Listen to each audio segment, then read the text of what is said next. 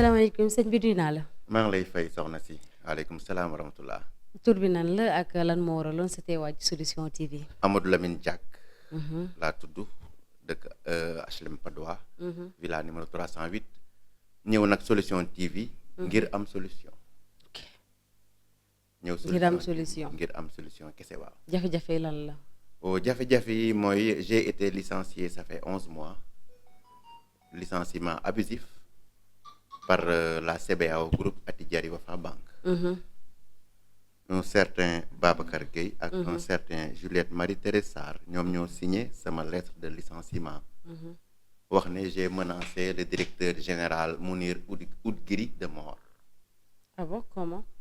waaw parce que dañu nekkoon en sitting mouvement syndical Mhm, jaay ko tu picc romb ma woo ko di saraxe jënd picc mhm. ci biir sànni picc beeg saraxe picc bi suñu secrétaire général syndical téye benn picc ne directeur a ngi nii mën na ko bul ko sànni bul ko bàyyi mu dem dagal bopp bi dagal bopp picc bi dagal boobu picc bi ñu licencié la ci ñu loolu. licencié ma ndax dagal bopp picc bi lettre de licenciement baa ngi nii c'est bien signifié que ne man ma j'ai menacé de mort le directeur général Ok man leen dagal dama menacé mort parce que nee naa dagal bopp picc bi mais le fait que kooku tudd turu directeur bi aussi ak bi nga ne daggal. non kooku même bu tuddee tuuru directeur bi c'est parce que dañu nekk en mouvement syndical après avoir déposé une plateforme revendicative bu def 11 mois sans que directeur bi ñëw recevoir ñu on a déposé un préavis de grève en bonne et due forme Mhm, après 1 mois et 10 jours d'attente on n'a pas eu de réaction on a créé un sitting c'était dans le cadre d'un mouvement syndical ñu taxaw di wax nit ñi wër ñu ci biir wër boobu jaay ko te picc bi romb Romb. ma jënd picc saraxe ko ñu saraxe kaaf picc bi yëpp dernier picc bi secrétaire bi ne directeur baa ngi nii. ne directeur baa ngi nii ñu ne man maa menacé de mort directeur yi parce que dama ne dagal bopp picc ok ñu licencié la ñu ci loolu. licencié ma après 15 ans de service ok dagal bopp picc bi après 15 ans de service dans une banque mais amoo leen woon benn maanaam daal loo xam ne moom moo waral lii mbir yi egg si fii nii. non non maanaam auparavant amoo leen lenn loo xam ne amuñu benn contentieux amuñu benn lenn c'est parce que xëy na dañu ne parce que moom le directeur du capital humain ci boppam moo wax ne il va décapiter ce mouvement te pour moom décapiter ce mouvement mooy tànn ñi nga xam ne ñoo gën a fës tànn ñi nga xam ne ñoom la ñu gën a déglu. ok pour rappel rappelez-moi exactement mouvement bi la moo waral ngeen taxaw ko. mouvement bi on avait déposé une plateforme revendicative pour des augmentations de salaire ok ak pour des primes yoo xam ni ñoom ils se le partageaient entre eux or que les primes c'est pour tout le personnel. Mhm, La plateforme revendicative bi ñu déposé woon le directeur n'a pas voulu nous recevoir pendant 11 mois.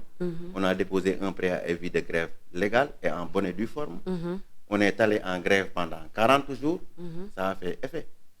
Ok. Jamais dans l'histoire de la banque il y a eu une grève pour durer 40 jours. donc CBAO. waaw en tant que CBAO la plus grande banque du Sénégal. nga def une grève de 40 jours loolu ça montre l'incapacité du capital humain à pouvoir écouter son personnel. ok Parce qu'une banque qui fait 40 jours de grève, vraiment, loolu ci gestion de capital humain bi rek la. ok Il suffisait de s'asseoir avec les gens, proposer leen loo xam ni c'est légal, mais tu dis que tu vas décapiter le mouvement. Tu choisis ñi nga xam ni ils sont les plus écoutés, tu choisis ñi nga xam ni ils sont les plus en vue, tu coupes leur tête pour trouver leen ay prétextes fallacieux pour dàq leen. ok Ça fait 11 mois que j'ai été licencié abusivement. maa ngi nii nag dama ñëw solution Voilà. pour am solution. depuis 15 ans nee nga yaa ngi liggéey CBAO. lan nga fa nekkee woon. Bon nekk naa fa dama fa def 1 an d'intérimaire. def 1 an de CDD ñu embauché ma en 2010. ma def 10 ans de chauffeur convoyeur de fonds. ok Après mes 10 ans de chauffeur de convoyeur de fonds j'ai subi une double opération au pied gauche. ñu muté ma yóbbu ma service courrier. ma nekk fi di enregistrer tous les courriers qui entraient dans la banque et tous les courriers qui sortaient de la banque. man maa doon dispatcher tous les courriers des 56 agences de Dakar. ok waaw mais xëy na nag dama fës ci mouvement bi te c'est parce que je suis véridique je dis ce que je pense. te mënuma def 15 ans ci benn bërëb nekk 7e catégorie ay nit fekk ma fa di jàll man du ma jàll. ñu sanctionné ma parce que damaa mën a wax dëgg. kon ci lay dee. voilà ci daggal picc bi. ñu licencié la. yow ak ki nga xam ne moom moo tudd turu directeur bi. waaw on a été 7 personnes licenciées ñun 7 le secrétaire général et 2 autres délégués syndicaux ak ñun 4 personnes. ñeen 7 personnes ñun yëpp 7 personnes on a été licenciés abusivement waaw depuis nag depuis. boobu léegi on est en train de se battre.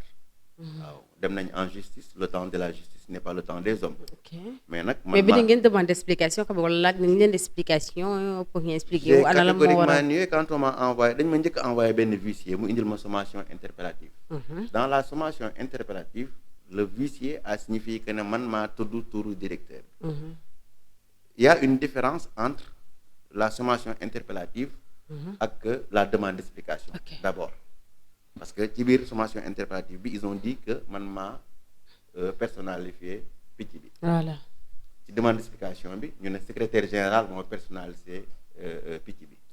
comme que man dama ne ragal boobu picc bi cela veut dire que ne j'ai menacé de mort le directeur général. ñu licencié ma après 15 ans de service parce que dama ne daggal bopp picc bi mais ça frise le ridicule. mais li ma gis ci li nga xam moom mooy licenciement bi dama cee gis daggal picc bi na dee boobu moo nekk ci suuf na picc bi dee daggal bopp picc bi kay boo daggee bopp bi dina dee. fii Sénégal la léeg-léeg nga jënd ginaar ren. non ba xam da nga wax ne daggal picc bi tout court ou bien da nga daggal picc bi na dee. parce que daggal bopp picc bi na picc bi dee. ok bu mu dem parce que picc bi dañ ko bàyyi moo bañ a naaw ci boppam. mais est-ce que réellement loolu nga si jublu woon. non loolu dañ ko wax parce que dama ko wax parce que j'avais pas l'intention de menacer qui que ce soit de mort man maa woo jaay kotu picc bi mu ubbi kaaf bi ma jënd picc ñu ne dañuy jënd picc yëpp ñu jënd picc yëpp saraxe picc yëpp picc bi ci bañ a dem bañ a naaw ki ko jël personnalisé ceego kooku xëy na sanctionné nañ ko mais waruñu ko sax sanctionné parce que c'était dans le cadre d'un mouvement syndical. waaw mais le fait que nga personnaliser aussi picc bi est-ce que non pas yow mais ki nga xam ne moo ko personnaliser aussi. kooku licencié nañ ko tamit c'est le secrétaire général syndical de la banque il a été licencié. voilà ñu gis ne mbir mi ngi ci loxoy yoon jël ngeen say avocat lan nga ñu mën a wax ci mbir mi au niveau de la justice. waaw jël nañ suñuy avocat ñu ngi def seen liggéey mais xam nga le temps de la justice n'est pas le temps des hommes. parce que ce licenciement là a causé beaucoup de tort. ñun les 7 licenciés nga xëy. amoon prise en charge médicale amoon yenn affaires yu bëri amoon salaire par mois. ñu koy dàq la noonu sans rien sans indemnité sans rien boo qualifié ko de faute lourde. uniquement pour couper des têtes parce que le directeur du capital humain c'est ce qu'il a dit il va décapiter ce mouvement là. loolu la waxoon. pour mettre fin à la grève il va décapiter ce mouvement c'est ce qu'il a dit. loolu la waxoon. il nous a choisi nag ñun les 7 les plus en vue. da nga jàpp ne réussir na la mu waxoon. non laa mën a wax réussir na il a réussi son coup pour le moment. parce que l'injustice moom ça ne va pas perdurer. peut-être que mën na réussir son coup pour le moment. mais à la longue ça va se retourner sur lui parce que lu dul dëgg du yàgg. nit bu def 15 ans ci banque bi kenn mësu ko reprocher et puis bizarrement année bi nga xam ne laa am note bi gën a baax ci samay notation parce que chaque année da ngay am notation année bi ma amee 19,50 sur 20. 19,50 sur 20. ci sama notation ci sama liggéey ci lañ ma licencié parce que lan damaa wax daggal bopp picc bi mais ñoom ñoo dëkkale directeur bi ñoom ñoo def directeur bi picc bi mais man picc bi laa wax daggal bopp bi. nga jël loolu nga licencié ku ci koo xam ne def na 15 ans de service. on dirait que CBAO am na ay jafe-jafe yoo xam ne dafa yàgg am ay jafe-jafe loolu la ñu yàgg xeex nag jafe-jafe yooyu la ñu yàgg xeex. parce que dafa am ay inégalité li fa amoon mooy bii bukki bii njuur bii sàmba bii ku ci jiitu teg naa ci sama loxo. looloo amoon CBAO benn groupe de gens nekk fa nekk seen benn clan di jàppalante seen biir di progresser yow boo fa nekkee di wax dëgg dañ lay stigmatiser. doo avancer imagine-toi 15 ans de carrière nga on t'a embauché à 7e catégorie on t'a licencié 15 ans après en 7e catégorie puusoo paasoo. te pourtant yaa ngi def sa liggéey. je n'ai jamais eu une note bu gën a tuuti 18 amul sama note bu gën a ndaw 18 sur 20 la. pendant 15 ans année bi ma am note bi gën a baax année boobu ñu licencié ma parce que j'ai dit dagal boobu picc bi. voilà doy na waar. ëpp na waar tool la. mais am na ñeneen ñoo xam ne licencié nañ leen. aussi waaw am na ci kenn koo xam ne dañ ko licencié ci commentaire ci Facebook. ah bon waaw commentaire ci Facebook ab mbokkam moo ñëw ci banque bi fekk banque bi xat.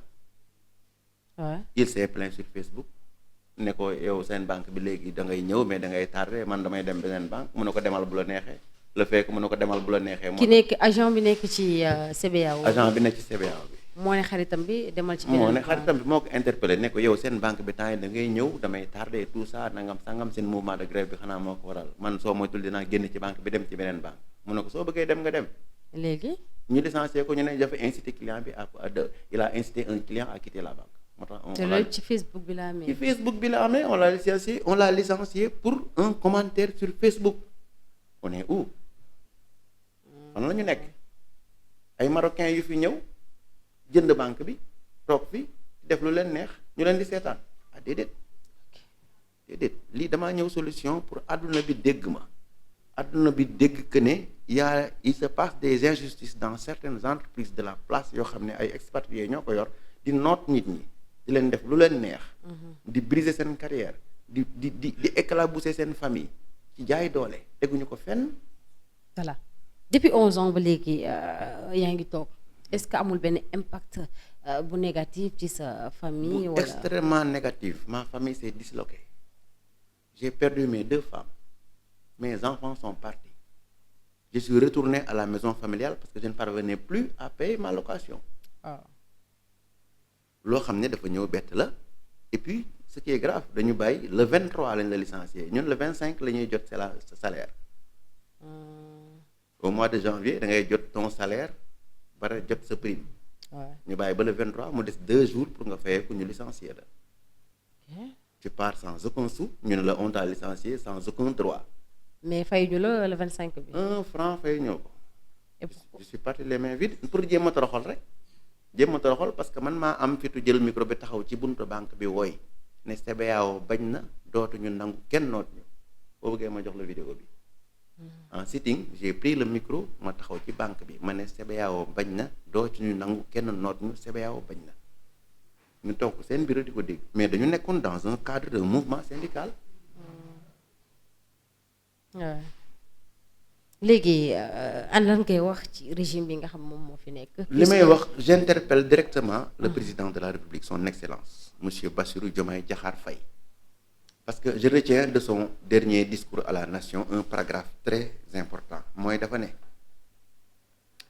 le Sénégal sous mon magistère sera un pays d'espérance. Un pays apaisé avec une justice indépendante. Dicte son excellence président Bassirou Diomaye Diakhar Faye moo wax loolu. ma koy rappeler nag que ne cette espérance là restera ce petit oiseau qui se perchera sur mon âme et qui chantera cette chanson sans parole et sans jamais se lasser. maanaam je ne me lasserai jamais d'espérer une justice indépendante et équitable pour les 7 employés licenciés de la CBAO licenciés abusivement nag parce que histoire de on va décapiter ce mouvement là. On va couper les têtes des personnes les plus en vue. On va couper les têtes des personnes qui sont le plus écoutées.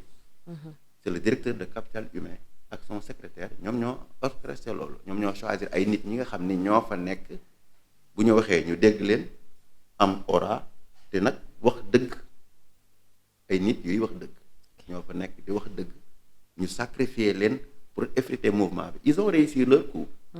Parce que ça a effrité la grève les autres ont eu peur bu ñu décrété kenn du dem parce que commencé nañ dàq nit ñi choisir nañ ñi nga xam ne ñoo ci gënoon fës ñu dàq leen c'est de la dictature.